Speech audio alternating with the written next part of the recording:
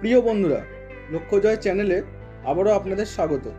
আজকে খুবই একটা গুরুত্বপূর্ণ এবং দরকারি ভিডিও আপনাদের জন্য এনেছি। আপনারা সকলেই লক্ষ্য করে দেখেছেন যে পশ্চিমবঙ্গের অনেকগুলি জেলা থেকে বিভিন্ন মানুষের আধার কার্ড বাতিলের চিঠি এসেছে। এতে মানুষের মধ্যে অনেক আতঙ্ক এবং বিভ্রান্তি তৈরি হয়েছে। মানুষ খুবই অসহায় বোধ করছে। আধার সেন্টারে ফোন করেও সঠিক কোনো কারণ জানা যাচ্ছে না। এই ঘটনায় মাননীয় মুখ্যমন্ত্রী খুবই ক্ষুব্ধ হয়েছেন এবং কেন্দ্রকে চিঠি লিখেছেন। পাশাপাশি তিনি রাজ্যের জন্য একটি নতুন আধার পোর্টাল চালু করেছেন।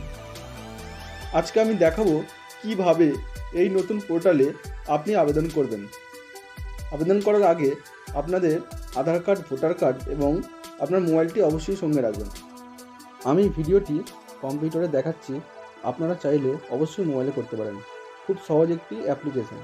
ডেসক্রিপশানে এই ওয়েবসাইটের লিঙ্ক দেওয়া আছে, আপনারা লিঙ্কে ক্লিক করে সরাসরি চলে আসবেন।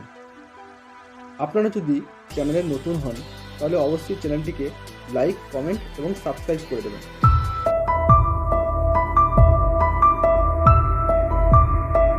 ওয়েবসাইটে আসার পর প্রথমে আমরা নিজেদের নামটা সঠিকভাবে লিখব।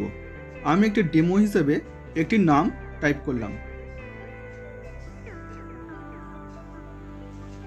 নাম লেখার পর ডিস্ট্রিক্ট অপশান থেকে আমরা আমাদের ডিস্ট্রিক্টটি সিলেক্ট করে নেব।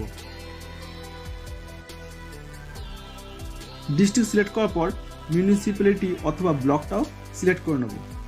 এরপর আধার কার্ড দেখে আমরা আধার কার্ডের 12 সংখ্যার আধার নম্বরটি সঠিকভাবে এন্টার করব।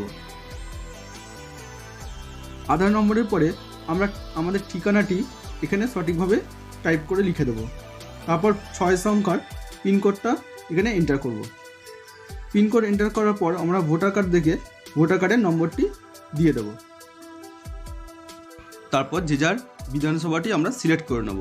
তারপর পার নাম্বার দেবো। তারপর আধার বাতিলের যে চিঠি এসছে সেটা PDF আকারে আমরা এখানে আপলোড করে দেবো। আপলোড করে দেওয়ার পরে রিমার্কসে আমরা আধার বাতিলের জন্য আমরা যে যে অসুবিধার সম্মুখীন হচ্ছি, যেমন রেশন পেতে সমস্যা হচ্ছে, ব্যাংকিং সমস্যা হচ্ছে, LPG সাবসিডিতেও সমস্যা হচ্ছে, সেই সংক্রান্ত আমরা অভিযোগ এখানে টাইপ করে লিখে দেবো। লিখে দেওয়ার পর মোবাইল নাম্বার এন্টার করব। মোবাইল নাম্বার এন্টার করার পর গেট OTPতে ক্লিক করব। গেট OTPতে ক্লিক করার পর মোবাইলে একটা OTP আসবে, সেই OTPটা এখানে সাবমিট করব। OTP দেওয়ার পর আমাদের অ্যাপ্লিকেশনটি সাকসেসফুলি সাবমিট হয়ে যাবে, অভিযোগটি জমা হয়ে যাবে। আপনারা আবেদন পদ্ধতিটি দেখলেন। এখন আপনাদের জানিয়ে রাখি যে এই আবেদনটি শুধুমাত্র তাদের জন্য যাদের আধার কার্ড বাতিলের চিঠি এসেছে। একমাত্র তারাই এই ফর্মটি ফিল আপ করবেন।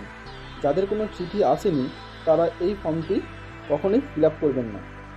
এই আবেদনের মাধ্যমে প্রশাসন আধার বাতিলের বিরুদ্ধে সঠিক ব্যবস্থা গ্রহণ করবে এবং প্রয়োজনে নতুন কার্ড চালু করবে।